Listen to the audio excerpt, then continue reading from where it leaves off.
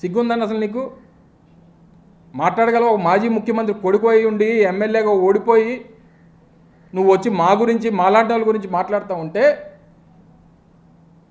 నాకు తెలిసిన దగ్గర నుంచి నేను పుట్టి పెరిగినటువంటి నా మింది గ్రామంలోనే నేను ఉంటున్నా. మా తాత కట్టించినటువంటి ఇంట్లోనే నేను నివాసం ఉంటున్నా. మా తండ్రి అక్కడే ఉన్నారు, నేను అక్కడే ఉన్నాను, మా తాత అక్కడే ఉన్నారు.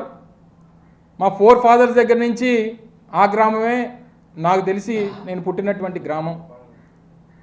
నువ్వెక్కడ పుట్టావు? మీ నాన్న ఎక్కడ పుట్టాడు? ఇప్పుడు మీరు ఉండేది ఎక్కడ? మీ నాన్న ఉండేది పూరి గుడిసెలో ఉండేటువంటి మీ నాన్న ఈరోజు నిన్ను తీసుకొని వచ్చి ఒక రాయల్ ప్యాలెస్లో, హైదరాబాద్లో ఒక రాయల్ ప్యాలెస్లో నిన్ను పెట్టాడే. ఎలాగా ఆ స్థాయి నుంచి ఈ స్థాయికి వెళ్ళవచ్చు ఒక్కసారి చెప్తే, ఈరోజు రాష్ట్రంలో ఉన్నటువంటి అనేక మంది పేదవారు కూడా ఈ మీ తండ్రి తాలూకా స్కీమ్ని ఫాలో అయ్యి వారు కూడా పాకల్లో ఉన్నటువంటి వారందరూ కూడా ప్యాలెస్ల్లోకి వెళ్ళిపోతారు. మీరు చేసినటువంటి అవినీతి సంపాదన, అక్రమాలు, అన్యాయాలు, మీరు చేసినటువంటి అవినీతి ఇవన్నీ మర్చిపోయి, నీ కింద ఉన్నటువంటి మచ్చను నువ్వు మర్చిపోయి,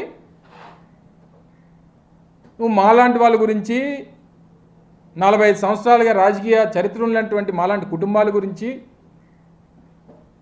ఈ రాష్ట్రంలో పేదవాడికి సంక్షేమాన్ని అందిస్తున్నటువంటి ముఖ్యమంత్రి జగన్మోహన్ రెడ్డి గారి గురించి నీకు నోటికి వచ్చింది మాట్లాడతావు. నువ్వు అనకాపల్లి పట్టణంలో కానీ, అనకాపల్లి గ్రామీణ ప్రాంతాల్లో కానీ జరిగినటువంటి అభివృద్ధిని కనీసం చూడలేక, కనీసం అనకాపల్లి పట్టణంలో సమావేశం పెడితే అక్కడ మేము తయారు చేసినటువంటి, బాగు చేసినటువంటి రోడ్లు కానీ, అక్కడ చేసినటువంటి అభివృద్ధి కార్యక్రమాలు కానీ, ఈరోజు అత్యంత ప్రతిష్టాత్మకమైనటువంటి అనకాపల్లి జిల్లాని ఏర్పాటు చేసి అనకాపల్లి పట్టణాన్ని జిల్లా హెడ్ క్వార్టర్గా మా హయాంలో అనకాపల్లికి ఆ గుర్తింపునిచ్చినటువంటి విషయాన్ని ఎక్కడ ప్రస్తావించాల్సి వస్తుందని ఇష్టం వచ్చినటువంటి మాటలు మాట్లాడతావు. మెడికల్ కాలేజ్ గురించి మాట్లాడతావు, ఆర్ఈసిఎస్ గురించి మాట్లాడతావు.